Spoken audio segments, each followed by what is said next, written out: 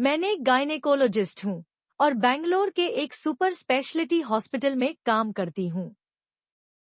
जब मैंने इस फील्ड को चुना तो सोचा था कि नवविवाहित जोड़ों और महिलाओं की जिंदगी को बेहतर बनाने का सौभाग्य मिलेगा।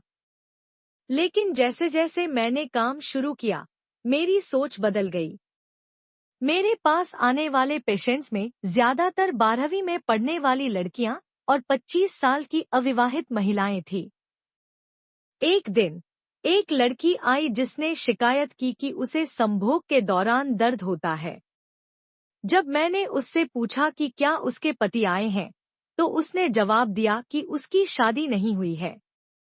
यह सुनकर मैंने ज्यादा सवाल नहीं किए और दवाइयां लिख दी। कुछ दिनों बाद एक और लड़की आई जिसने अपनी उम्र 27 साल बताई थी।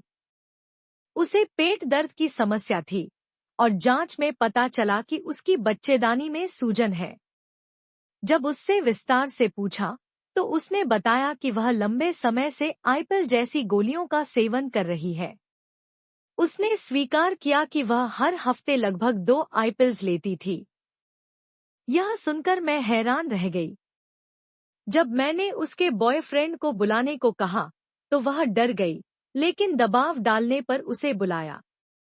वह लड़का महज 12वीं कक्षा में था और लड़की खुद भी सिर्फ 17 साल की थी, जबकि उसने अपनी उम्र 27 बताई थी। जांच में पता चला कि लड़की को इन गोलियों के दुष्प्रभाव के कारण कई स्वास्थ्य समस्याएं हो चुकी थी। उसकी बच्चेदानी को निकालना पड़ा और वह अब कभी मां नहीं बन सकेगी। इस घटना ने मुझे झकझोर दिया।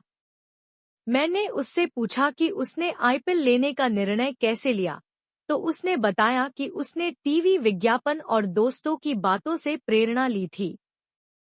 निरोध के इस्तेमाल के बाद भी डर के कारण वह यह दवा लेती थी। मुझे समझ नहीं आया कि किसे दोष दूं। वे विज्ञापन जो ऐसी दवाओं को बढ़ावा देते हैं, वेब सीरीज और गंदी फिल्मों को, हमारे एजुकेशन सिस्टम को जो सेक्स शिक्षा पर खुलकर बात नहीं करता, होटल वालों को जो नाबालिगों को एंट्री देते हैं, या फिर उस मॉडर्न माँ को जो अपने फोन में व्यस्त रहती है। 12वीं की उस बच्ची को इलाज के बाद भी अपनी बच्चेदानी गंवानी पड़ी। अब वह कभी मां नहीं बन सकती। एक डॉक्टर होने के नाते मैं आप सबसे अपील करती हूँ कि इस कहानी को ज्यादा से ज्यादा लोगों तक पहुंचाएं। हमें अपने परिवार की लड़कियों से इन विषयों पर खुलकर बात करनी चाहिए। जागरूकता ही इस समस्या का समाधान है।